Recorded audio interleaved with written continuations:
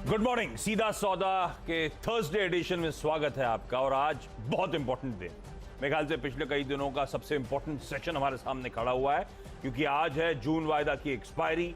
आज है देश की सबसे बड़ी कंपनी रिलायंस इंडस्ट्रीज की ऑल इंपॉर्टेंट 44th AGM। भरपूर प्राइमरी मार्केट्स का एक्शन और ग्लोबल फ्रंट पर भी कई इंपॉर्टेंट डेटा पॉइंट्स। ऐसे में यूएस मार्केट्स में कल consolidation finally close flat line के आसपास देखने को मिला। हाँ, डाउ फ्यूचर्स आज थोड़ा सा बेहतर परफॉर्म करते हुए ऐसे ही मिला जुला सेशन एशिया में है और एसजीएक्स निफ्टी भी दिखा रहा है। लकीली थोड़े से ग्रीन टिक्स आने शुरू हो चुके हैं। शुरुआत एकदम फ्लैट होने की इंडिकेशन और अब 20 से 25 पॉइंट उछाल के साथ शुरुआत होने के इंडिकेशन आते हैं। नीरज जी, ऐसे में पिच कैसी है?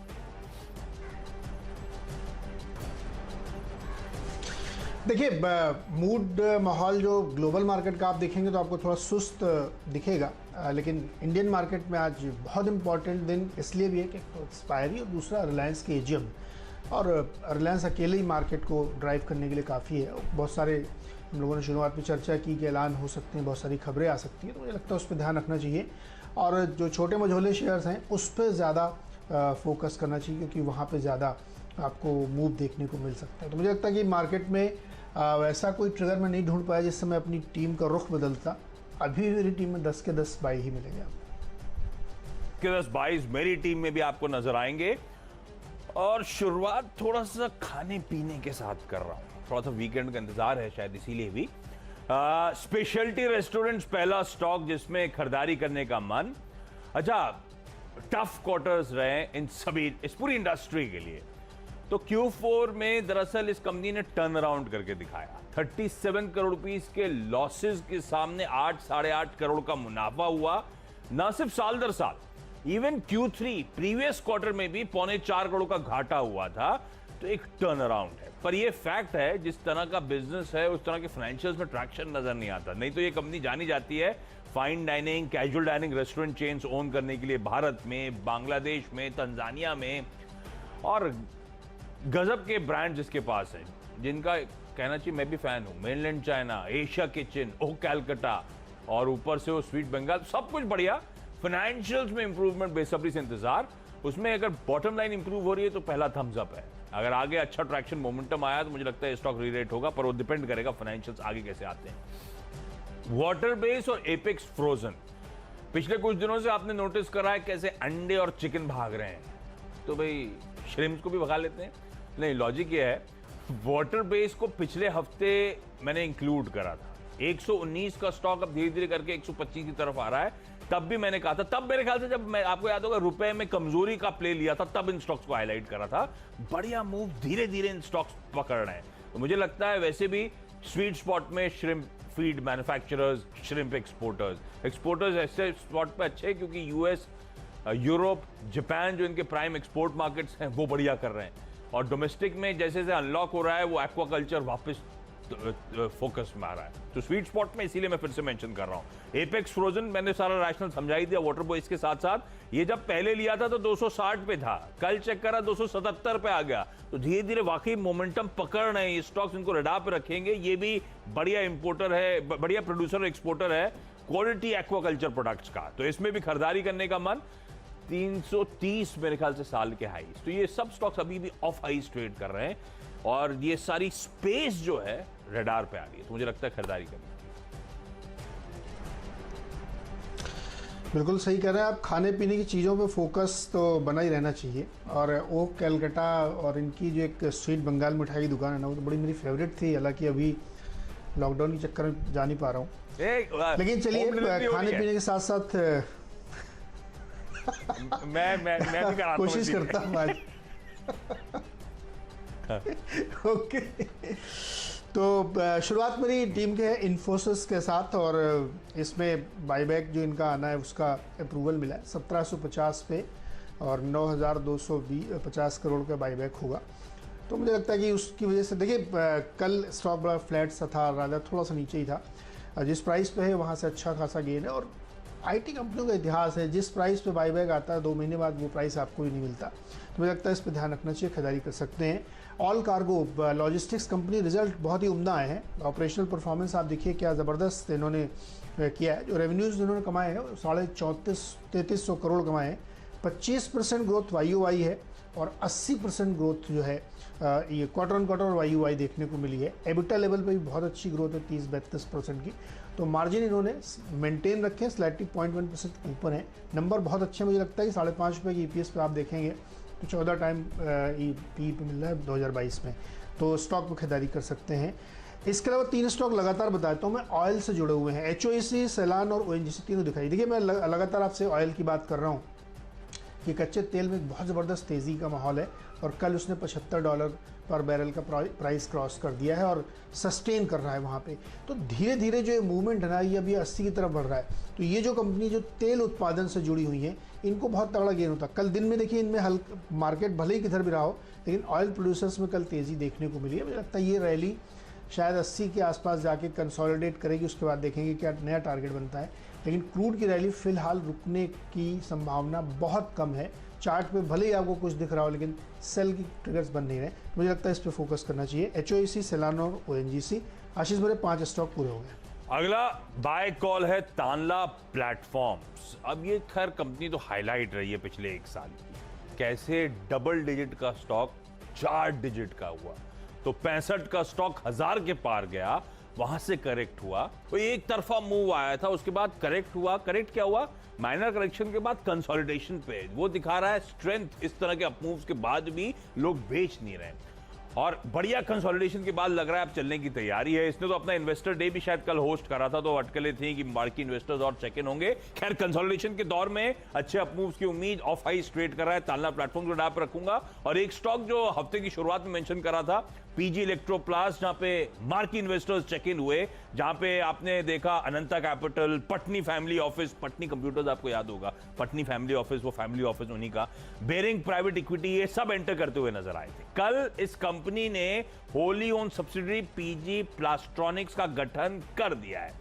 PG प्लास्ट्रॉनिक्स दरअसल कंज्यूमर ड्यूरेबल्स, इलेक्ट्रॉनिक्स पे फोकस करेगी और जो तमाम फाइनेंशियल या फिजिकल इंसेंटिव्स और बेनिफिट्स आ रहे हैं केंद्र और राज्य सरकारों के द्वारा, स्पेसिफिकली उसको भुनाने के लिए ये होली ओन सब्सिडरी का गठन हुआ है। उसके अंतर्गत यहाँ पे उस मैन्युफैक्चरिंग की शुरुआत हुई। तो interesting, market investors check in होने के बाद डेवलपमेंट्स आते हुए इसीलिए मेंशन कर रहा हूं क्विकली। अब आज का mister dependable stock. Dependable stock पे आशीष मैंने लिया है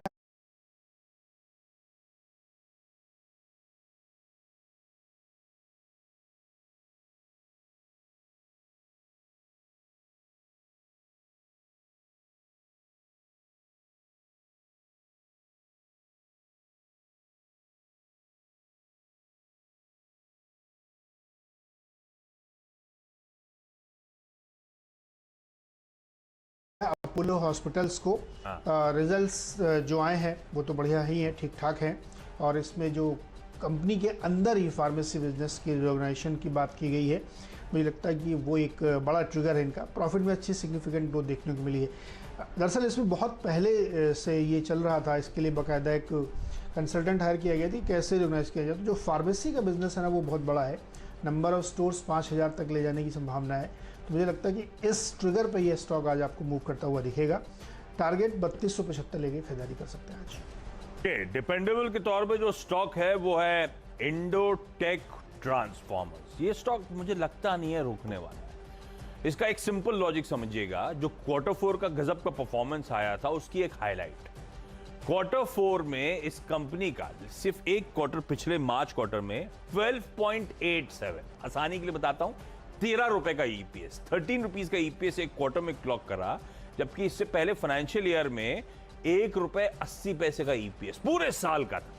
1 रुपए 80 पैसे के सामने 12-13 रुपए का EPS एक क्वार्टर में क्लॉक करना, गजब का वैल्यूएशन कंफर्ट आना शुरू हुआ है।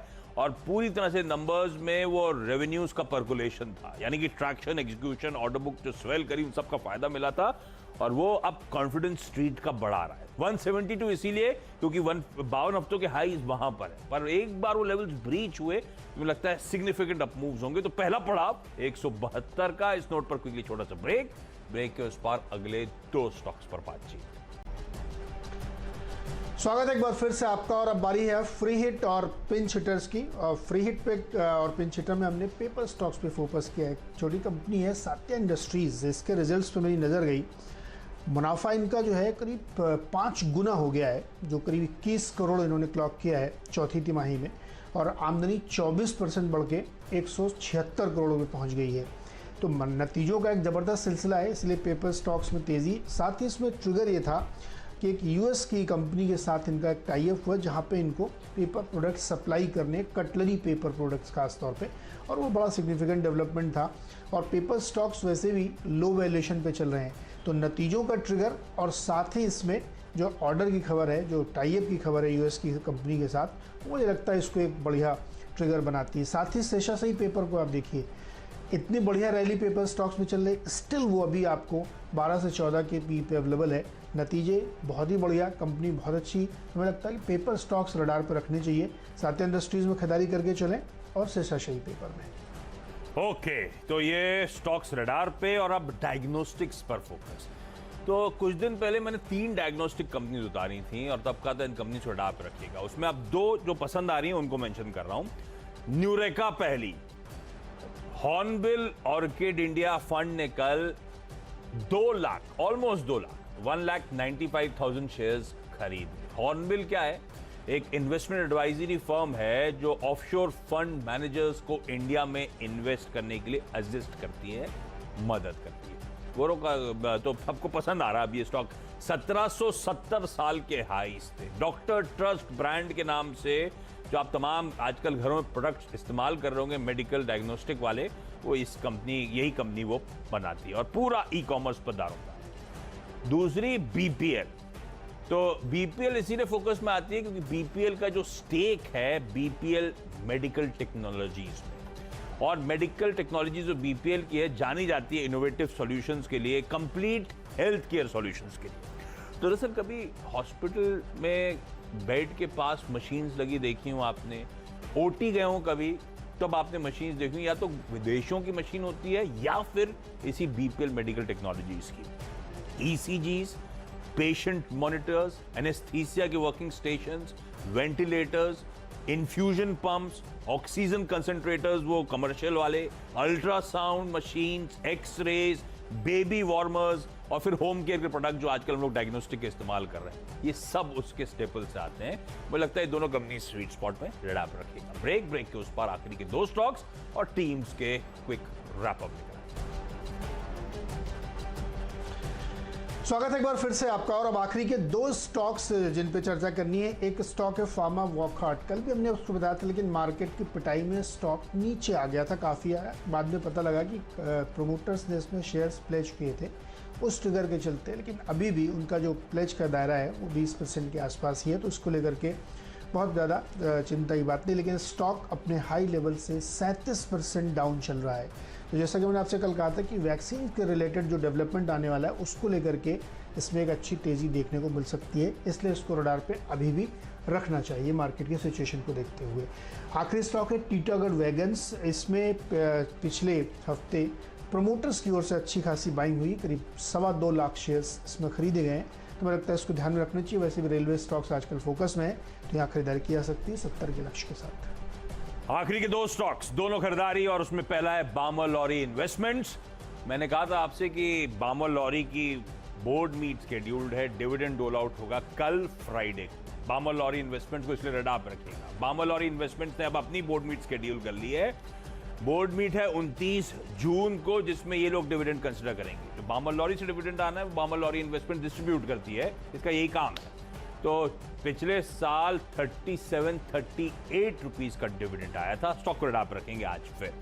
MTNL, ये तो ट्रेडिंग बेट होगा प्योरली, लेकिन 5G स्पेक्ट्रम का एलोकेशन हो गया है। डिपार्टमेंट ऑफ टेलीकम्युनिकेशन ने 5G फील्ड ट्रायल्स के लिए MTNL को एक सरकारी कंपनी C-DOT को टेक्नोलॉजी पार्टनर बनाया इसके साथ, और इनको 5G ट्रायल्स दिल्ली में करने के लिए स्पेक्ट्रम अलॉट किया गया है। तो होप नहीं हार रही है सरकार MTNL के साथ। तो MTNL के लिए 5G इंटरेस्टिंग, रडार पर रखेंगे स्टॉक को। क्विकली मेरी 10 की टीम स्क्रीन पर ले गई डायरेक्टर साहब।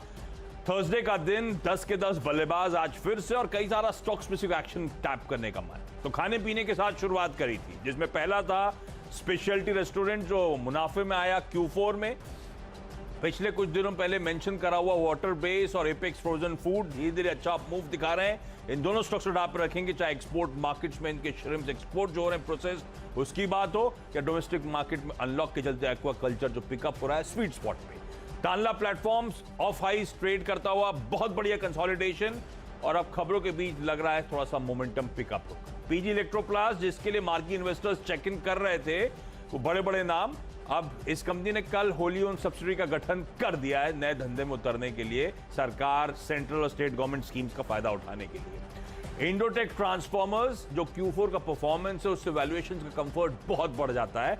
1-2 रुपए की सालाना ईपीएस के सामने एक क्वार्टर में 12-13 रुपए का ईपीएस जो क्लॉक कर रहा है, ये स्टॉक अपना मोमेंटम कंटिन्यू करेगा। 2 डायग्नोस्टिक स्टॉक्स न्यूरेका और बीपीएल। न्यूरेका में तो बढ़िया मार्केट इन्वेस्टर्स चेक इन हो रहे हैं, कल 2 लाख शेयर्स का लार्ज ट्रेड भी हुआ था, और बीपीएल भी अपने डायग्नोस्टिक कारोबार के लिए खास तौर पे जिस आर्म में इसका स्टेक है इसीलिए इसको फोकस में रखा है। और फाइनली पावर प्लेस में बामर लॉरी इन्वेस्टमेंट्स, बामर लॉरी से अच्छे डिविडेंड्स और इवेंचुअली बामर लॉरी इन्वेस्टमेंट से अच्छे डिविडेंड डोल आउट्स की उम्मीद के चलते उस मीट से पहले खरीदारी करने का मन। और एमटीएनएल जहां पे दिल्ली में 5G स्पेक्ट्रम अलॉट हुआ है उस खबर के दम पर। चलिए खरीदारी पे पूरा फोकस, और 10 की टीम आपके सामने आती है जिसमें खरीदारी पे ध्यान रखा है। तो इन्फोसिस का बाईबैक खुलने वाला है, उसके लिए उसको लिया है, 1750 का प्राइस है। ऑल कार्गो के रिजल्ट्स आए हैं, ऑपरेशनली नंबर बहुत ही शानदार हैं और आगे ग्रोथ के ट्रिगर्स भी दिख रहे हैं। HOEC, सेलान और ONGC कच्चे तेल में जो तेज़ी आई है 75 के पार निकल गया है क्रूड का दाम, इसकी वजह से इनको खरीदारी के लिए यहाँ पे रखा है। डिपेंडेबल तौर पर अपोलो हॉस्पिटल्स कंपनी में एक तरीके से रीस्ट्रक्चरिंग और रीऑर्गेनाइजेशन किया गया है अपने ऑफलाइन बिजनेस के लिए, तो उसकी वजह से आप खरीदारी कर सकते हैं।